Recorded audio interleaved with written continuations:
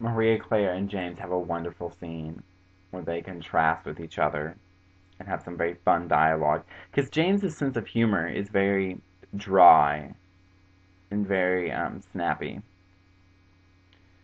And then Maria Claire, unexpectedly, is quite a match for James. And quite a match for his little witticisms.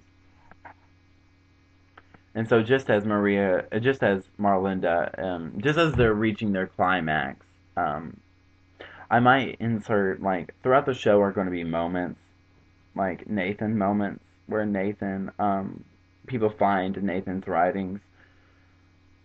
And I might insert a Nathan moment there where both of them don't know Nathan, and it's prior to them ever knowing Nathan, and they both find, um, there's so much writing of Nathan's all over the place, all over everything, that it's bound that whenever you first step in the door, you notice something. And so they both had their first impressions of Nathan without ever even meeting him. That's what tended to happen in that scene. And then Marlinda and Odetta rejoin them, place the Chinese order, stuff like that. And then right as you get into this lull of, okay, everything's kind of, the climax has calmed down, Maria Claire and James are kind of cooling off, having some more expository stuff, some more learning about the past of our characters a little bit. And before we can finish a thought, doorbell rings. Chinese boy enters at the door, and the Chinese boy is our dearest Robert, the one and only. And Robert is Maria Claire is an antithesis of James because James is a very central character of conflict. In the sense that she's just as ambitious as James, but she's not as. Excuse me. Let me change this. James is an ambitious um, character who has ambition. It has a very not austere but very cutthroat personality, like very blunt. Maria Claire is very passionate, not necessarily ambitious, but she's also cutthroat.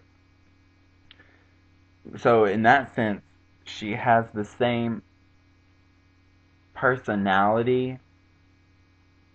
She has the same external personality as James, but a different internal personality. Does this make sense?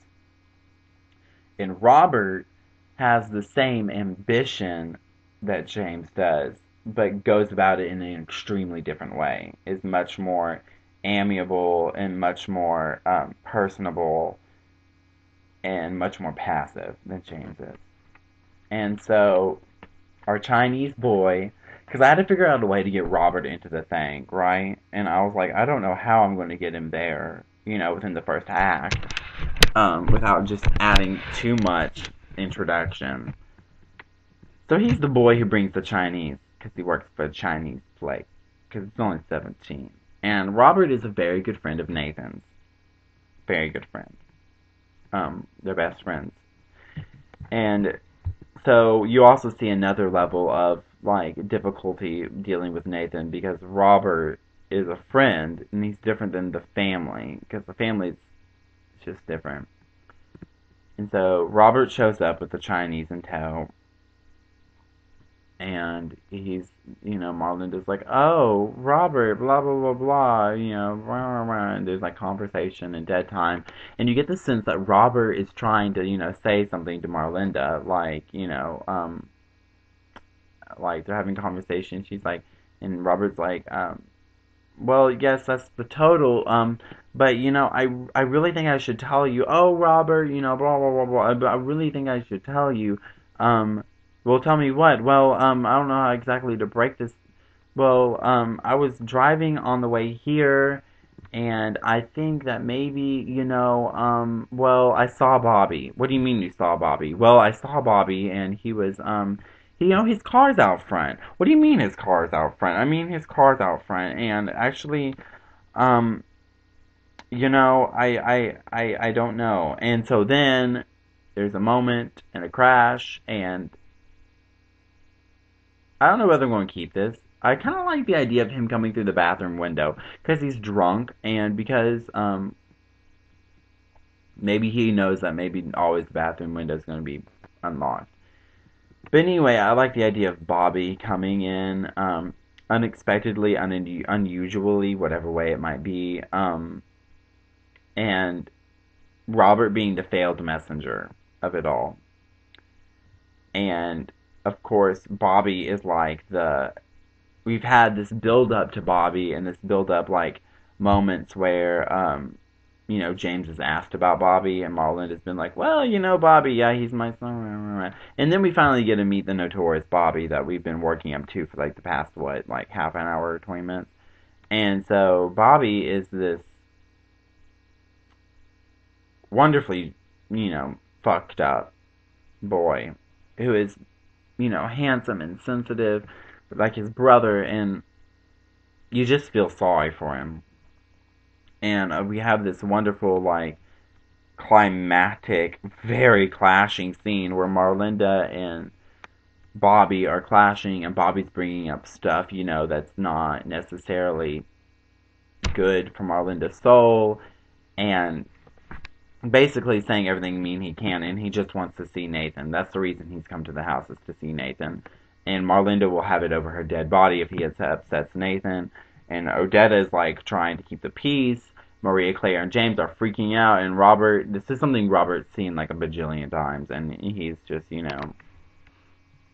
being the passive self he is. And so Bobby gets violent during the scene, and I don't know how I'm going to absolve this, but James ends up tackling Bobby, because James is right now in the room. I mean, there's like 3 women and 2 guys. 3 guys. 3 women and 3 guys. And James is the more formidable of, between James and Robert, James is the more formidable of the 2. And Bobby definitely is not as formidable as James. So James ends up tackling him, This whole, like, James is, like, the rescue hero, whatever, does what he needs to do. Because Bobby's very violent. And also through Bobby, we find out some unanswered questions, like things about their father.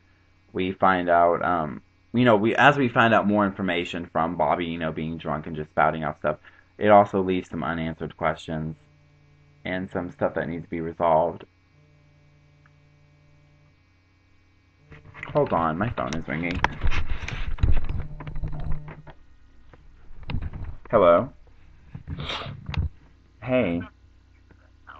Why?